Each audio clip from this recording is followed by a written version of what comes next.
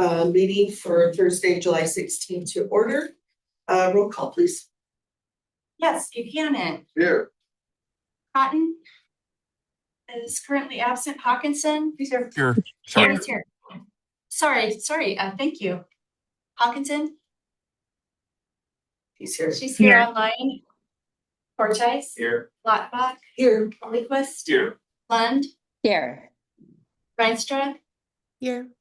Stewart. Here. And Darwin. Present. Thank you. I'm Jennifer Lottbach. I'm the board vice chair. I will be leading the meeting this morning with Ali, our chairperson, Bureau. Any public comment? Did we have Isaac Brandt. Any public comment? Is there one online? Any public comment? I'm sorry, I've lost words right now. Okay, sorry. We've got. I remember right now. You have someone already, so just want to make sure you didn't miss it. If there's someone online, please unmute, state your name, and you have 3 minutes. Isaac Brandt. Thank you, Chair Hawkinson and Vice Chair Ansbach and fellow WTA board members for letting me speak today. I'm here to make a public comment on behalf of the Whatcom Transit Riders United organization. We are a community organization that formed recently in response to WTA's fare increases and are dedicated to ensuring that local transit riders have a voice in the decisions affecting public transit that we all depend upon. And we have recently heard that the board is potentially considering adding citizen transit rider positions to the board of directors. We strongly support this decision if you end up going with it, as well as further action by WTA to increase citizen representation in its decision-making processes directly. However, we do ask that if the WTA chooses to go through with this, that you make sure that this is a thorough and open application process that fairly gives everyone who rides on WTA a fair chance to apply for these positions. We're concerned that if you do end up going through the process to add citizen rider members to the board during the summer, that it will potentially exclude large parts of the WTA ridership from consideration for this position. Summer is busy. Most of our community members here have plans that would prevent them from applying for such a position, as well as students who make up a large part of the WTA's ridership, whether they be from Western Washington University or other local colleges, may not even be in the county at all, even though that they are here most of the year and constitute some of the heaviest riders of WTA. We support adding citizen transit rider positions to the board a lot, but such positions must be filled in a process that lets all of WTA's riders participate fairly in its selection process. We hope the board continues to further expand community representation in WTA in the future, whether through the citizen rider transit representatives or beyond. Thank you all for your time. That is my public comment. Thank you, Isaac. Are there any others online that would like to unmute and make a comment? Seeing none, is there anyone in the room that would like to make a comment? Sure. I'm thinking it's maybe too late, but I was here a month ago. I'm hoping that the board will consider a trial of having for the elderly and disabled pass instead of moving it from 15 to 30. I'm hoping they'll consider moving it from $15 to $25 for 3 months or 6 months or 9 months or whatever the people are willing to try, and then see how much money is coming in. Decide if you can manage that $25 cap or if you have to move it to $30. I filled up information about various reductions, service reductions that are low income people are having to deal with. It moves a piece of my brain towards a short-term memory, but I'm 95% sure a month ago I mentioned that I'm on the Medicare Advantage plan, which allows me to buy healthy products from a catalog each month. And then over the course of the years, it started at $180, it moved it to $159, and to $144. last January, they suddenly took off $104. But I'm not sure how many people that are on either elderly or disabled are receiving the Medicare Advantage plan. But the general that anyone wants to read about various cuts that low income people are facing. Anyway, I don't want to sound or feel entitled. I've been in Bellingham after my brain surgery since I think February 2001. Jeff, the guy with glasses with curly hair, not the skinny Jeff, but the other one. He used to drive the bus through Western and Seahole Village. He came very close to getting attacked by two large men in their early 20s, except that I was there. I kind of wedged myself in between the driver and two quote unquote men. He was very grateful. A day or two later, he said, I noticed that you don't have the reduced bus pass for the elderly or disabled. You should get one of those, they're cheaper. And I said, but I can walk just fine now though. He said, it doesn't matter. So basically, WTA is trying to help people that are low income. It would be utterly amazing if people could move it from $15 to $20, but I understand that's not at all realistic. But it would be great for many people if you're willing to try a $25 a month trial cap. And someone mentioned that the $6,000 printout of the $30 has already been done. You're probably right. You could put a sign at the window, hey, good news. We're going to try $25 a month for a few months and see if that enables us to meet our goals. Anyway, thank you. Thank you. Any other comments? Seeing none. We will move on to our public hearing on our transportation improvement plan for 2027-2032. You're going to be introducing. Yeah, good morning. We're seeking public comment on our 2027 through 2032 transportation improvement program. This is the listing of projects that are either grant funded and or regionally significant that we are looking to accomplish in the next 6 years, and have to have this list to send on through the Whatcom Council of Governments, which then sends it to state DOT, which then sends it on to the federal government for approval. This is largely informed by our capital improvement plan, which we'll be discussing later. We have received no public comment up to this point. I will open the public hearing. Is there any comments on the transportation improvement program for 2027 through 2032? Online or in the room? Seeing none, I will close the public hearing and open for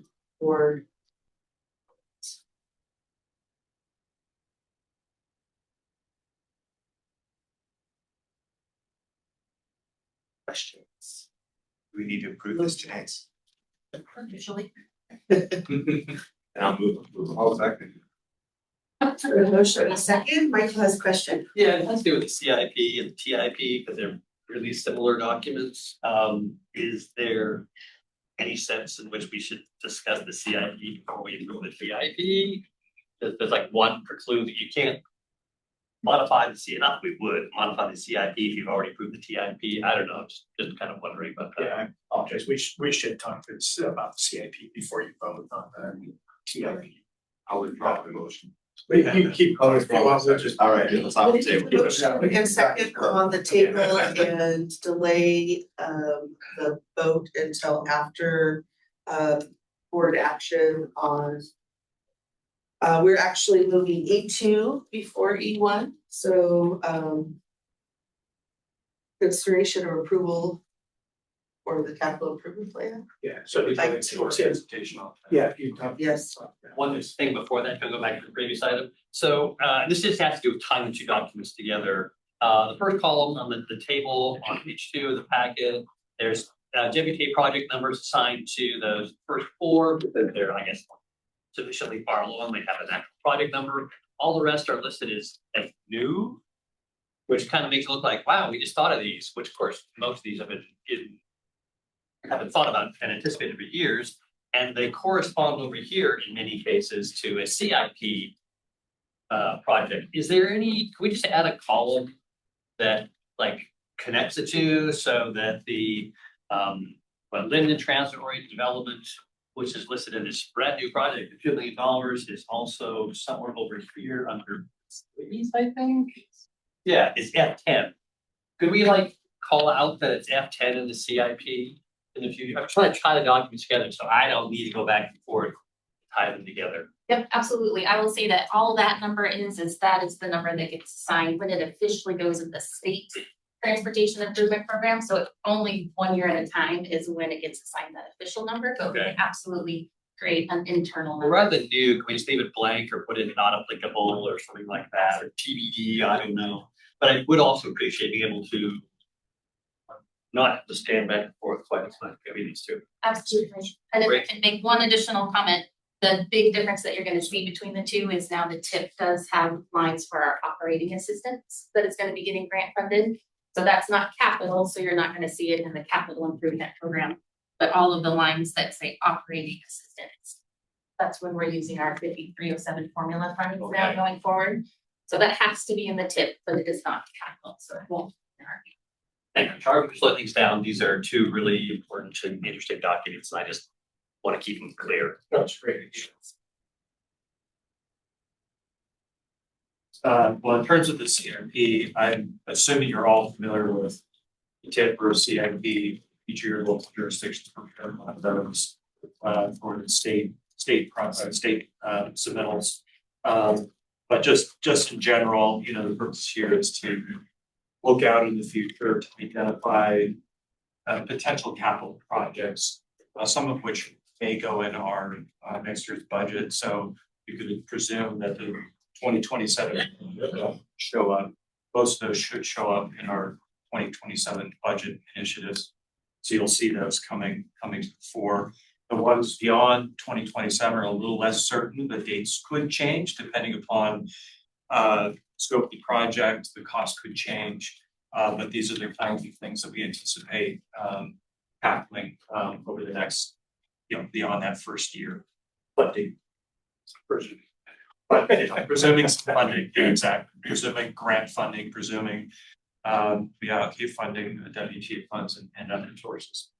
So we do divide our projects into three general categories: state of good repair, compliance, which is something maybe required by the state, federal government, and then discretionary, which we have some options to change those types of projects. And then we also divided, as you can see in the spreadsheet, between rolling stock, facilities, and IT. That's just basically to help you understand the types of projects that we have moving forward. And then the spreadsheet, which are probably the most useful bits of information here in the report, break it down year by year expenses. We'd be happy to answer questions about those expenses in those projects. And then we have it broken down by type of funding. So you can see where we plan on using WTA funds or requesting WTA funds for these projects, as well as federal, state, and local funds. And we do have a category for unfunded, which basically we only have one project that is unfunded, but it's a special project in the public marketplace where we have an anticipated program and a D3 program that we've identified. So, but we have categorized that as unfunded at this stage. And then in year one, just to kind of capture, we have $3.5 million in projects identified. Many of these are bus replacements. So in 2020, it's bus replacements. You'll see big capital costs for that coming up. And then the Linden TOD also, I think, in 2028, Northland Diesel remodel in 2029, and the public marketplace in 2030. So those are the big amounts that you're seeing showing up in the CIP. So that's just a really brief overview. We have staff here to be able to answer questions about specific projects and specific project amounts. And with that, we'll be happy to answer questions on the CAP. Scott. Just looking at the rolling stock, and in the past, federal covered 85%, is that right? 80%. Almost testing devices. Yeah. But the difference between WTA funds and federal funds is not that ratio. So that's a little bit different. So you'll see in the first year, we have a large grant amount, the $19 million. And so that is the NOLO grant received and earmark funding and a little bit left over from the older. After that, in all the years going forward, we will be using that 5307 funding coming down. So essentially, we'll be pulling that operating money and we'll be using our funds to pay 100%. So the 5307 money, 5307 money is not listed under federal funds then. Correct, because we're not classifying them We're not as purchasing with the buses. We're with them.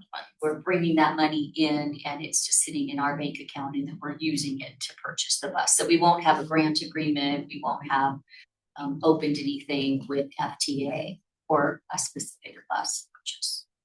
So that gives us the freedom to not have to follow a lot of the FTA rules, particularly procurement. But we're still getting, so the WTA funds there's federal funds mixed in there, 5307. Yeah, technically, yes. Yeah, 5307 is about 5.3 million a year. We're drawing that down, putting that into our bank account. At that point, it becomes local funds. And so from an accounting perspective, we have to account for it as WTA funds at that point. So it's still similar. It's just those funds transition to us as opposed to sitting in an FTA bank account. Right. And then us carrying having to pay up front and then carry while we wait for those reimbursement dollars. Is there a way to make it clear? Sure, we could add another column. And I think we've talked many times about like, what do we call this money? Quasi 5307. So I can add another column with some descriptor that breaks that. Or asterisks at least. Yeah, something that lets us know. Maybe a note. When I read this, I see 41 million of WTA funds, and I'm thinking, well, that'll cut into our reserve, but that's not true. It won't cut 41 million into the reserve. It's something probably significantly less than that. Correct. And what you will see at the workshop with the Q2 financial report is really a fleet replacement plan that shows how we will be able to use that money drawing down. So I think that will help. So it won't be a $41 million hit. It just is kind of what buckets it comes in and how we show it. But I'd be happy to add a column. Maybe we should show it as a And a note. note. It's on the page, so it doesn't. Yeah. Fair budget. Mayor-elect. Maybe this will be more clear after seeing more information about the fleet replacement plan, but just looking at the number of fixed route buses that are scheduled to be replaced and how much of that is grant funded. I'm just curious about all of those buses hitting end of life at the same time and that putting us in a position of being similarly grant dependent for replacement in the future. And so I'm curious to hear from staff about that. Talk about that. Could you repeat that? Kim, she's asking about fleet replacement plan. We're buying all these buses now in 12 to 14 years. How are we putting that out so we're not putting ourselves behind the 8 ball 12, 14 years from now where we have to go out and order 16 new buses again? Yeah, So she's that's asking about the correct. fleet replacement plan.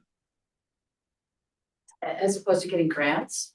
No, I think the question is. It makes us very grant dependent in the future when these buses become at end of life and need replacement. We would need a similar grant windfall. Because we're replacing 17 and then in 12 years, we'd have another 17, so. Yeah. I'm wondering, maybe asking if we kind of smooth that out a little bit so we can sort of manage the cash flow better. Yeah, I think you'll see in the fleet replacement plan how that is managed over time and how we're saving the money to be able to do that over that time to make that work. So I think in August that'll be explained. Thank you. Yeah, it's a great question, though. It's It is, something yeah. we've been, when we applied for those, but these were coming due in this window, and so anyway, but we can show how we smooth that.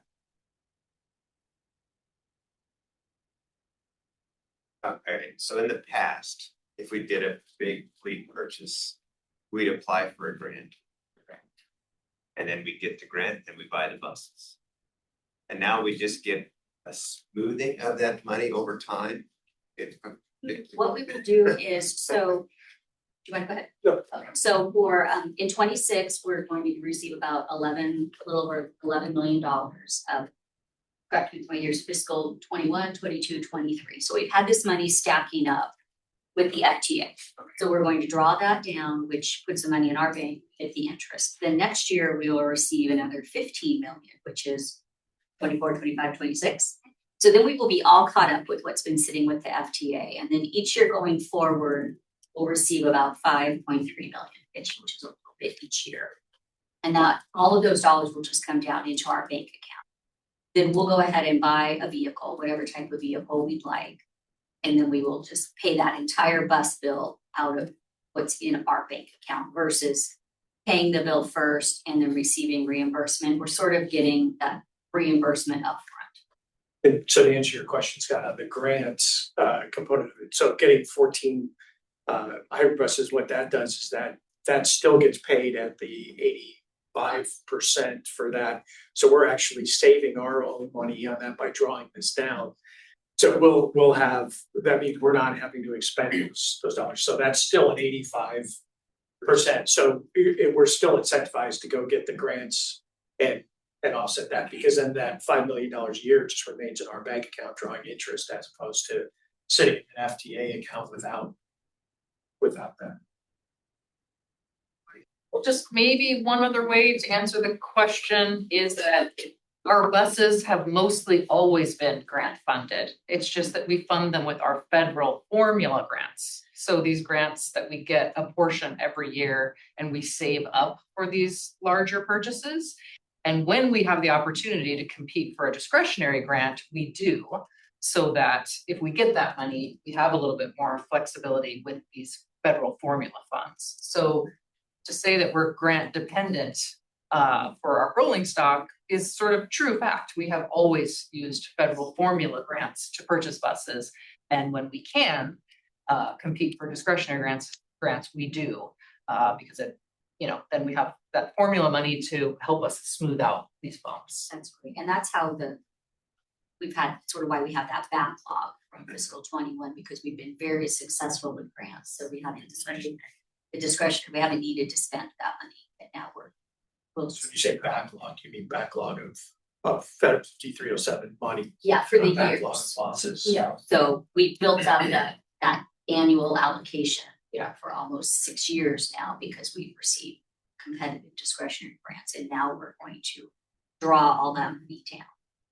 So 5307 money is some kind of formula driven money that we get regardless. Exactly. And then there's on top of that, we've applied for other grants for buses. When we get them, we've been just letting that 5307 money sit in their account, right? But we moved it to ours. Exactly. And then periodically it becomes kind of a little bit of a panic moment, because if you don't spend it within the window, you lose it. And so it's like, oh, we have to find somewhere to spend that money or you lose it. Whereas if for now, by drawing it down, putting it in our reserves, we don't have that artificial deadline. You can smooth out over this time period. And then we could say we spend it on labor or whatever we want to spend it on, right? Even though in the past, right? Right.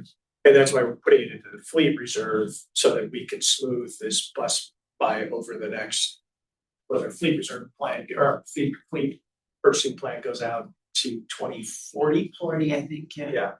So smooth that out so you can see how that works. And then that money remains in our account that we can use as we need to and build it up. And then if we're successful for grants, that money continues to stay in our account. And we did make that decision to put the money in the fleet reserve, so we wouldn't become, our operations wouldn't be dependent on using that money. Right. So that was a decision the board made. Is that, I know it's confusing. Well, it's clearer. So it's not full money. But I see Mike furrowing his brow, so it's not completely clear. No, it's clear, it's the same thing though, I'm looking at, looks like, I'm looking at the tip at the moment. And the tip, fixed route, buses, and it looks like there's 17 that are put on the year 2027. And then there's a 3-year gap, and then 2030 is the next fixed route bus versus 6. That does seem rather lumpy. I'm also confused because on the second line of the tip, for example, is replace fixed route buses, approximately 14. It's over here on the far left, it's on the year 2027. Over here on the far right, it's capital budget year 2028. So we need to have it programmed in the tip to be able to open the grant. And so I need to have that in the tip to be able to open a grant in 2026 or 2027. But the lead time on the buses is significant right now, and so we won't actually get the buses until 2028. Okay, so on the tip, when it says year 2027, delivery would actually be 2028. And that's why in the CIP, you'll see it in 2028, not 2027. Sure now. Yeah. We spend a lot of time trying to make sure these talks do each other properly. Yeah, and I look forward to that fleet replacement plan, because then there'll be fewer things on the page at the moment. It'll all be about this ordering chapter. If I could add one thing to maybe address your question for the operating assistance in the tip. If we add all of those up, it's about 38 million in grant funds. To kind of offset what you're seeing in the CIP.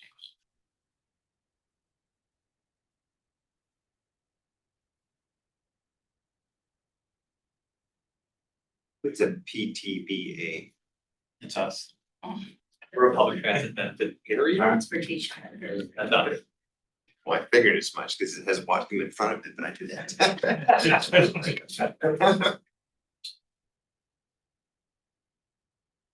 That's what the COG wanted to call it. Sort of confident.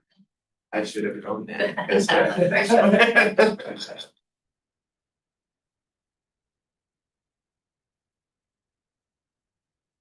So now you need a motion to approve the CIP. Are we approving the CIP before we move back to approval of the DIP? Yeah. Yes, okay. Yeah, if that's okay. Yes. Sorry for passing up the order, my fault. So yes, we need a motion for that one also. I'm looking to somebody else, but I'll make a motion that we approve the CIP. Second. There's been a motion in a second. Any further discussion? Hearing none, I will call, if all in favor, please signify by saying aye. Aye. Any opposed? Hearing none, motion passes. So now we will move back to Scott's motion on passing the TIP. So the motion is on the floor. Any further discussion on the TIP? Technically, you have to reintroduce the motion because it was withdrawn.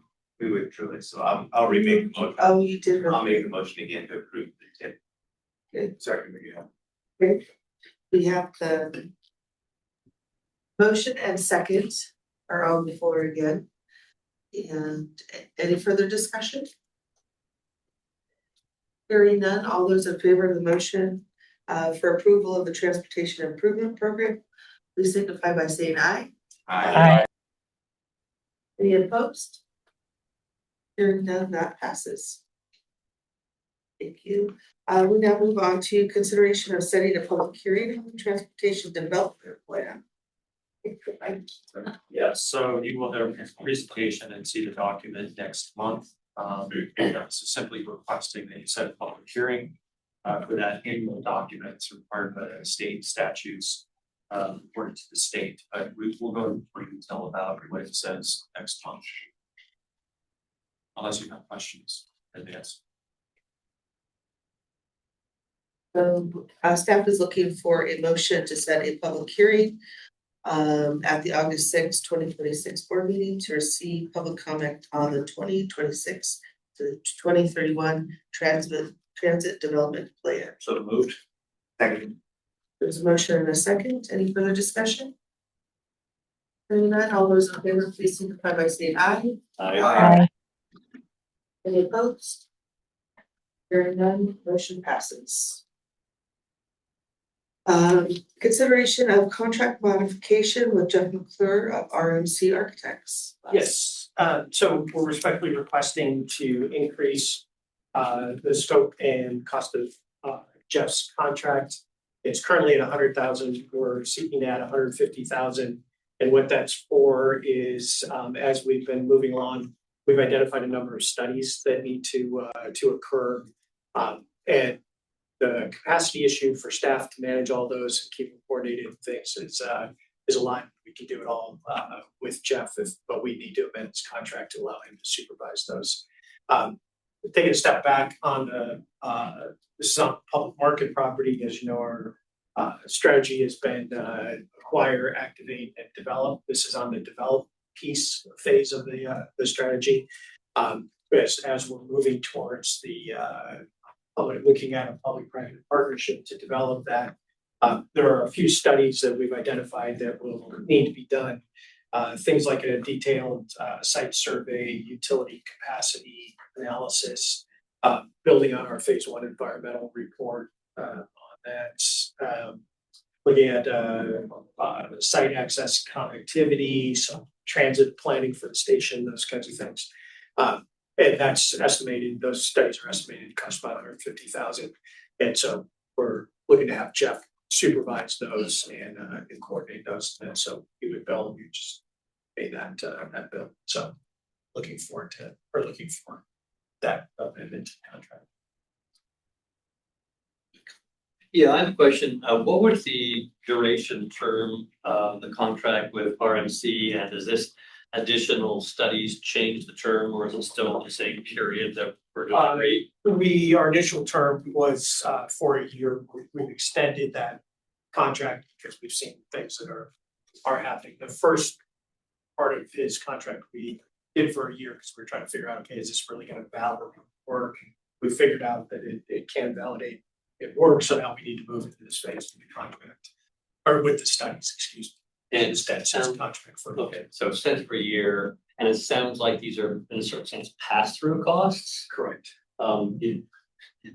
Is RMC going to be a little markup on that, or they're really going to be straight billing for costs? Yeah, they've agreed for actual costs. So okay, if they so if there's a tax on it that comes through, they'll pay that, reimburse those things. So essentially, excuse me, they're not out of pocket, but it's actual costs on that. And I guess the other thing I should say is we have a grant to fund these projects, so they'll be reimbursed through that grant funding. So it's more of a capacity issue than a funding or financing issue. I'll move we approve the contract fee. Sorry. There's been a motion and a second to authorize the general manager to modify the consulting agreement with Jeff McClure of RMC Architects. Any further discussion? Hearing none, all those in favor of the motion, please signify by saying aye. Aye. And all opposed? Any opposed? Hearing none, the motion passes. Thank you. Consent agenda. move approval. Okay. There's been a motion and a second. All those in favor, please signify by saying aye. Aye. Aye. Any opposed? Hearing none, consent agenda passes. We're now moving. The board will now meet in executive session to discuss potential lease of WTA property as allowed by RCW 42.30 .1101C. The board will be in executive session for approximately 10 minutes until 8:46 AM.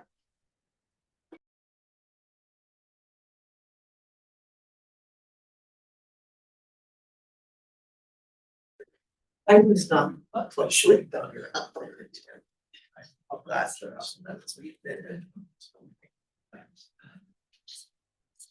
I call the regular meeting back to order. Any further business before the board?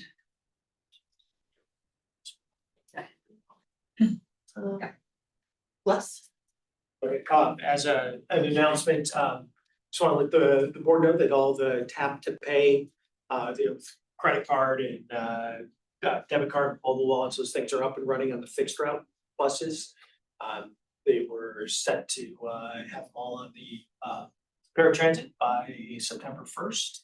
So the fleet will be ready to go in time for the increase. So it's pretty cool if you get on a bus and try it. It's pretty. Yeah, thank you. Okay, it's going well. Anything else from? And I will adjourn the meeting. Thank you. Thank you. Yeah, one first.